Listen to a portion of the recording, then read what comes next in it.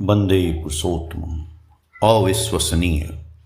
उड़ीसा और बंगाल राज्य की सीमा पर पश्चिम मेदिनीपुर जिला के सिंगारोई ग्राम में बहुत पुराना सत्संग केंद्र है, जिसकी देखभाल एक वयस्क सह प्रतिऋत्विक श्री वसंत कुमार जाना करते हैं। उनका घर केंद्र से लगभग 2 किलोमीटर की दूरी पर है। कभी कभी वे श्री ठाकुर घर से संलग्न एक कमरे में विश्राम भी करते हैं।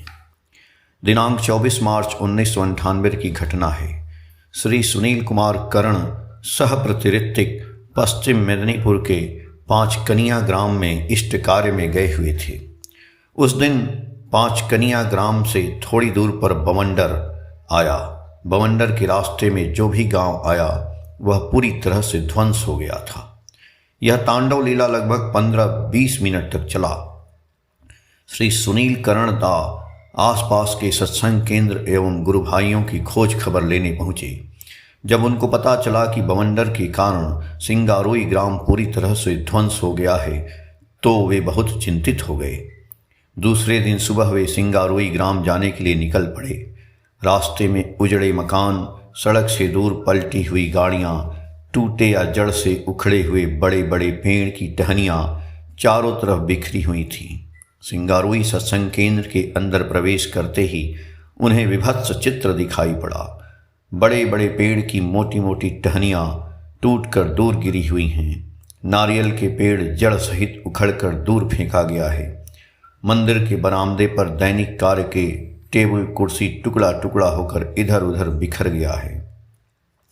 जब केंद्र के कर्मी वसंत कुमार जाना से मिले तो उन्होंने दुर्घटना का विवरण देते हुए बतलाया कि कल सुबह से ही आकाश में बादल छाया हुआ था। बीच बीच में रिमझिम बारिश हो रही थी। मुझे प्रयोजनीय कार्य आदि करते करते लगभग 3 बज चुका था। घर जाने की इच्छा होते हुए भी जा नहीं सका। कमरे में विश्राम करने की तैयारी कर रहा था कि ठीक उसी समय 3-4 बार बहुत जोर आवाज़ के साथ बिजली गिरी। इसके साथ ही साथ विकट हुंकार करती हुई बहुत तेज हवा बहने लगी। झांक कर देखा तो पता चला कि ठाकुर घर का दरवाज़ा और खिड़की का पल्ला टूटकर फेंका गया है। कमरे के अंदर हवा का बवंडर इतना जोर था कि कोई भी सामान साबूत नहीं बचा था। पूर्व दरवाजे की दीवार से सटा हुआ पुस्तक एवं अन्यान्य वस्तुओं से भरी हुई एक 7 फुट की अलमारी थी।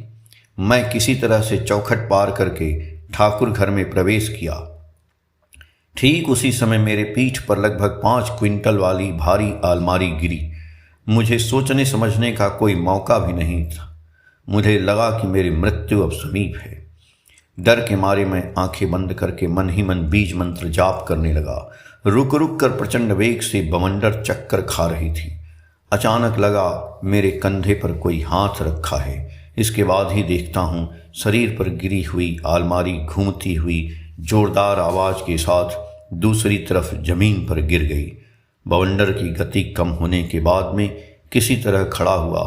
चारों तरफ टूटा फूटा सामान बिखरा हुआ था, लेकिन एक बहुत आश्चर्य की बात थी। श्री ठाकुर जी की प्रतिकृति और अन्य फोटो का कांच तक टूटा नहीं था। यह एक अद्भुत और अविश्वसनीय ठाकुर जी की लीला थी।